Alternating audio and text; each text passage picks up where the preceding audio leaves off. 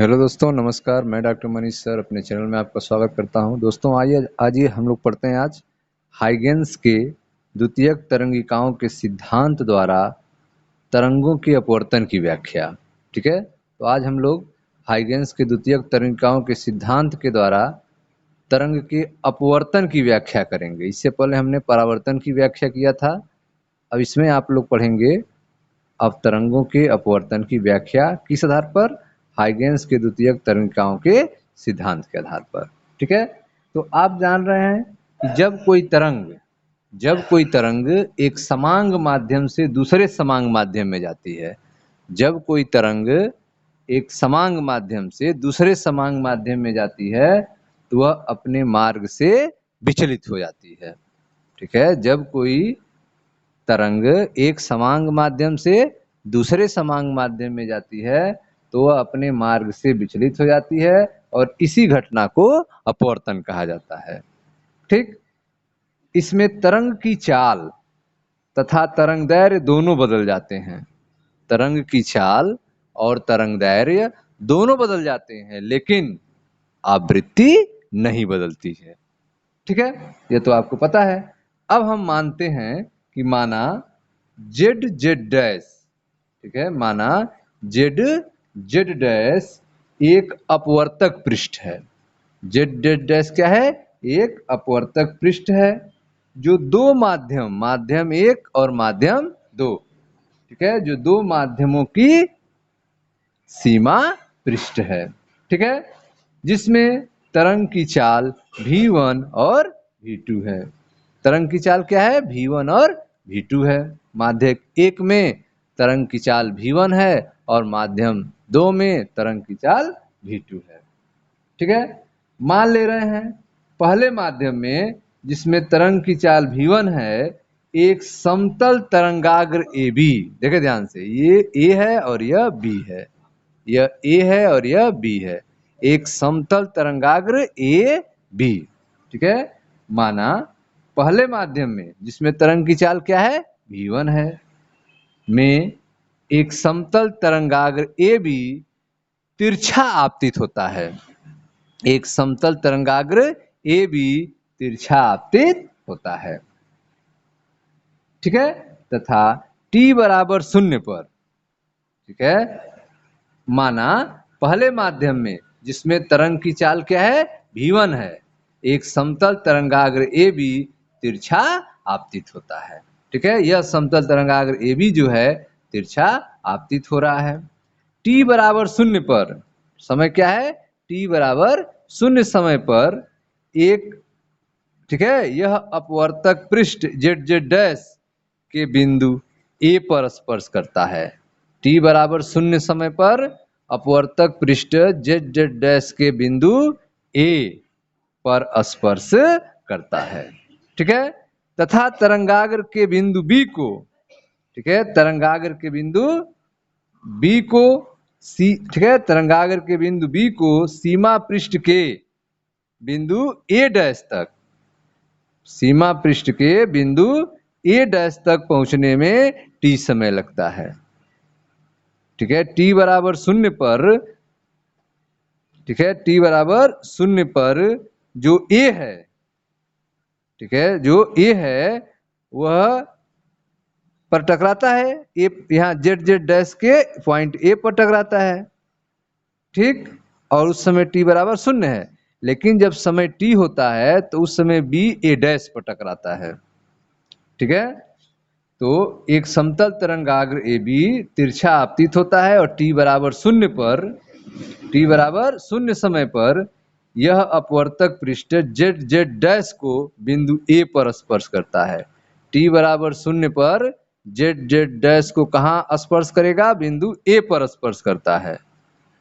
तथा तरंगाग्र के बिंदु B, तरंगाग्र के बिंदु B को सीमा पृष्ठ के बिंदु A डैश तक पहुंचने में t समय लगता है। ठीक है, तो t बराबर 0 पर A यहां पर पहुंच जा रहा है, ठीक है, और t समय पर B जो है वह A डैश पर पहुंच जा रहा है। ठीक, अर्थात B A dash A dash बराबर किसका V1t। बी ए डैश जो पहुंचने में समय लगा है वो क्या है V1t। बी ए डैश दूरी बराबर है चाल गुणे समय, तो बी ए डैश बराबर है V1t। ठीक है, यह हो गया। अब ज्यों ज्यों तरंगाग्र AB, यह ज्यों ज्यों तरंगाग्र AB आगे बढ़ेगा वह सीमा पृष्ठ ए डैश के बीच से, ज्यों ज्यों तरंगाग्र AB आगे बढ़ेगा वह सीमा पृष्ठ के ए डैश के बीच के बिंदुओं से टकराएगा। ज्यों तरंगाग्र AB आगे बढ़ेगा यह सीमा पृष्ठ ए डैश के बीच के बिंदुओं से टकराएगा। ठीक है, और हाइगेंस के नियम के अनुसार इन बिंदुओं से द्वितीयक गोली तरंगिकाएं निकलेंगी। इन बिंदुओं से द्वितीयक गोली तरंगिकाएं निकलेंगी जो पहले माध्यम में V1 चाल से और दूसरे माध्यम में V2 चाल से चलने लगती हैं। ठीक है, जो पहले माध्यम में V1 से और दूसरे माध्यम में V2 चाल से चलने लगती हैं। सबसे पहले बिंदु ए से द्वितीयक तरंगिकाएं निकलेंगी। सबसे पहले कहां से निकलेगी? बिंदु ए से द्वितीयक तरंगिकाएं निकलेंगी। ठीक है, तो सबसे पहले बिंदु ए से द्वितीयक तरंगिकाएं चलती हैं तथा टी समय में दूसरे माध्यम में ए बी डैश दूरी तय कर लेती हैं। ठीक है, टी समय में कितनी दूरी तय कर लेती है? ए बी डैश दूरी तय कर लेती है टी समय में। ठीक है, और V2 टी दूरी तय कर लेती है। ठीक इसी समय टी में तरंगाग्र का बिंदु B, इसी समय टी में तरंगाग्र का बिंदु B पहले माध्यम में, ठीक है, पहले माध्यम में BA डैश दूरी चलकर, ठीक है, BA डैश दूरी चलकर A डैश पर पहुंच जाता है।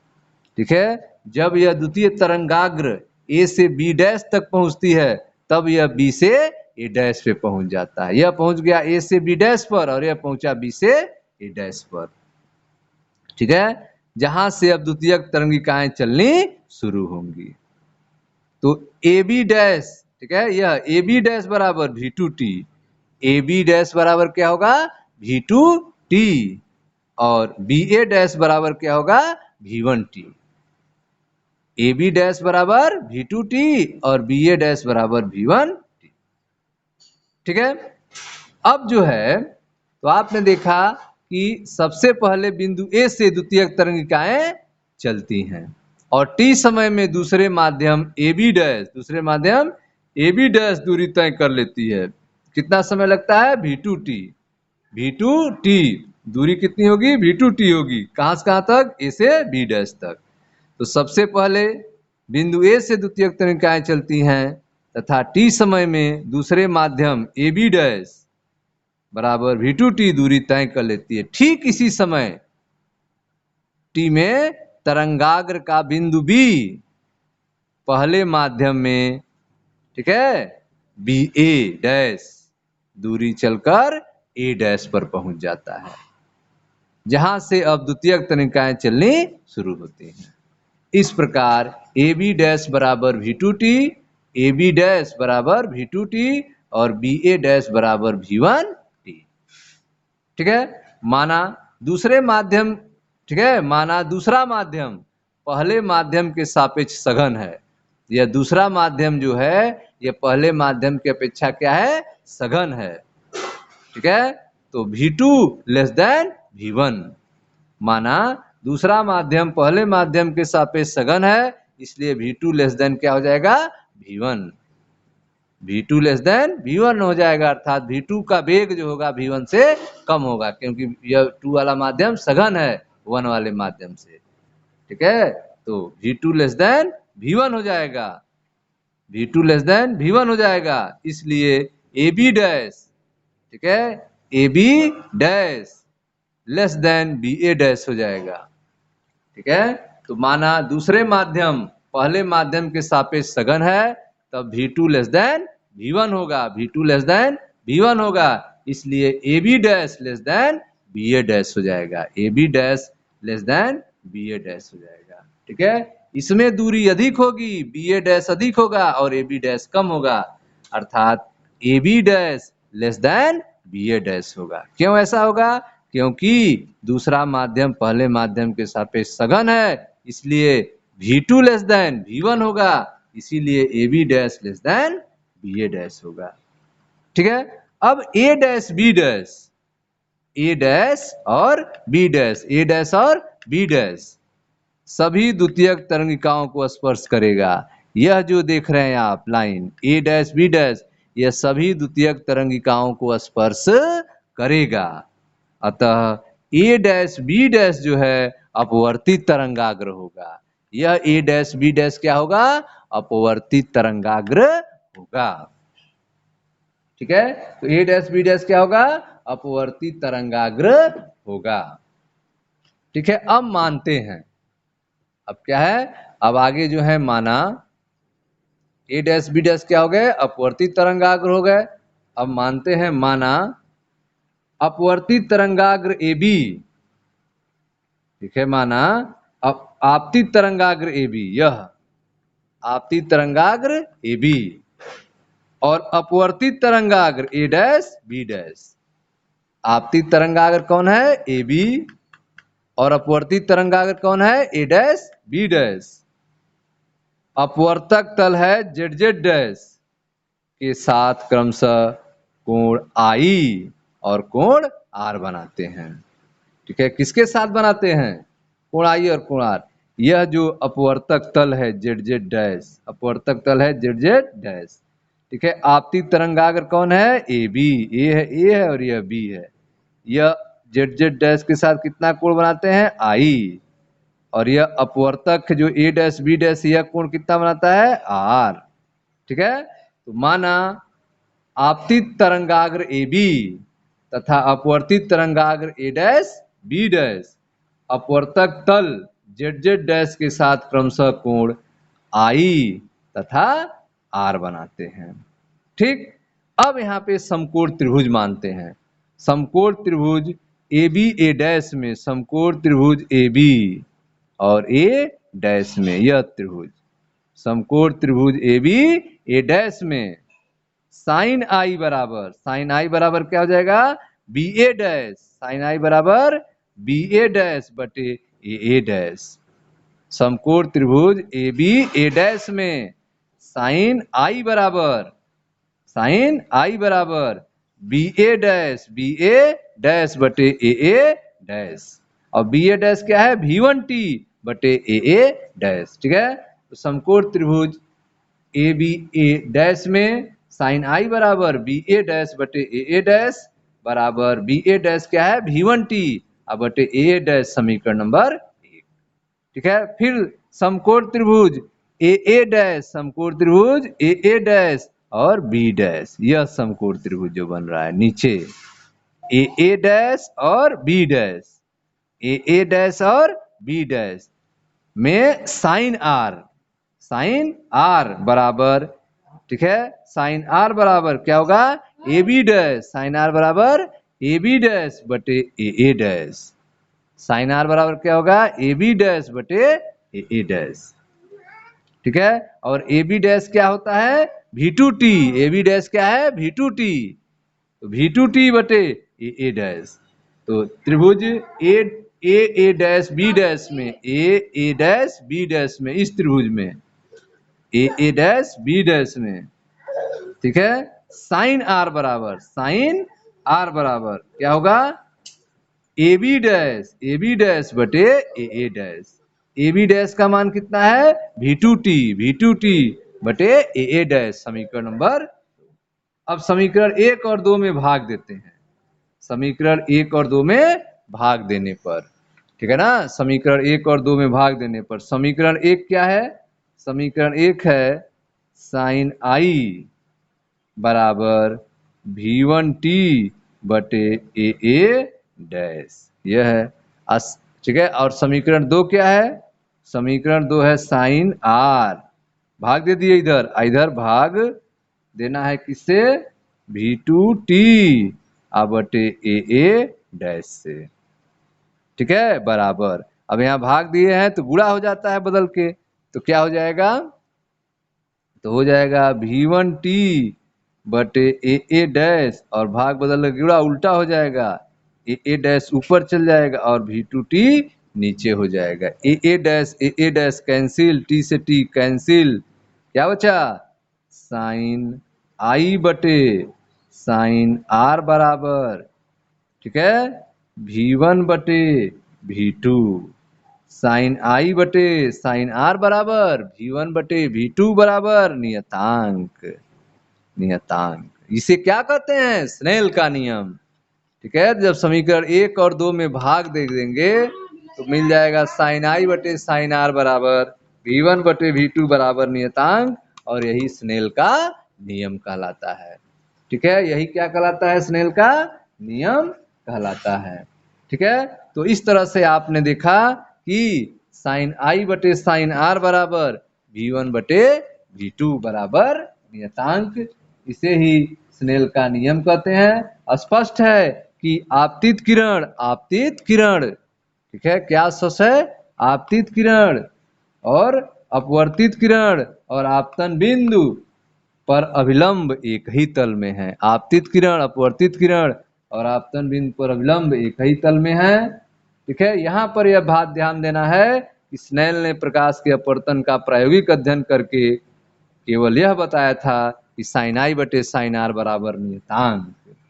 ठीक है, इस नियतांक को दूसरे माध्यम का अपवर्तनांक कहते हैं। हाइगेंस ने अपने तरंग सिद्धांत से यह तो सिद्ध किया कि साइन आई बटे साइन आर बराबर नियतांक 1n2 है, साथ ही यह भी सिद्ध किया कि नियतांक दोनों माध्यम में तरंग के चालों के अनुपात के बराबर होते हैं, अर्थात साइन आई बटे साइन आर बराबर V1 बटे V2 होते हैं। ठीक है, तो तरंग के सिद्धांत के अनुसार 1n2 क्या होता है, तो 1n2 जो होता है वह V1 बटे V2 होता है, अर्थात पहले माध्यम में प्रकाश की चाल बटे दूसरे माध्यम में प्रकाश की चाल होता है। ठीक है, तो आपने देखा कि साइन आई बटे साइन आर बराबर V1 बटे V2 बराबर 1n2। ठीक है, अर्थात ये 1n2 बराबर V1 बटे V2 बराबर पहले माध्यम में प्रकाश की चाल बटे दूसरे माध्यम में प्रकाश की चाल, और यदि प्रथम माध्यम निर्वात वायु हो और दूसरा माध्यम जल हो, ठीक है, तो जल का अपवर्तनांक n बराबर निर्वात में प्रकाश की चाल बटे जल में प्रकाश की चाल। ठीक है, तो n बराबर c बटे v लिखेंगे या फिर v बराबर c बटे n लिखेंगे। n का मान 1 से अधिक होता है, अर्थात जल में प्रकाश की चाल वायु में प्रकाश की चाल से कम होगी। ठीक है, तरंग सिद्धांत द्वारा प्राप्त यह निष्कर्ष फोको के प्रयोग द्वारा, ठीक है, सत्य पाया गया है। सन 1801 में यंग ने प्रकाश के व्यतिकरण पर प्रयोग किए तथा उनकी व्याख्या तरंग सिद्धांत पर की। ठीक है, इसके बाद फ्रेजनल ने यह मानकर कि तरंगाग्र के विभिन्न बिंदुओं पर चलने वाली द्वितीयक तरंगिकाएं व्यतिकरण उत्पन्न करती है, विवर्तन की भी व्याख्या कर दी। ठीक है, हाइगेंस ने प्रकाश तरंगों को अनुदैर्घ्य माना था, तब प्रकाश की ध्रुवण की व्याख्या नहीं हो सकी। फ्रेजनल ने यह माना कि प्रकाश की तरंगें अनुदैर्घ्य होती हैं बल्कि अनुप्रस्थ हैं, अनुदैर्घ्य नहीं बल्कि अनुप्रस्थ हैं। प्रकाश तरंगों को अनुप्रस्थ मानकर फ्रेजनल ने प्रकाश के ध्रुवण की भी व्याख्या कर दी। ठीक है, तो यह था आपका हाइगेंस के द्वितीयक तरंगिकाओं के सिद्धांत द्वारा तरंगों के अपवर्तन की व्याख्या, साइन आई बटे साइन आर बराबर V1 बटे V2 बराबर नियतांक।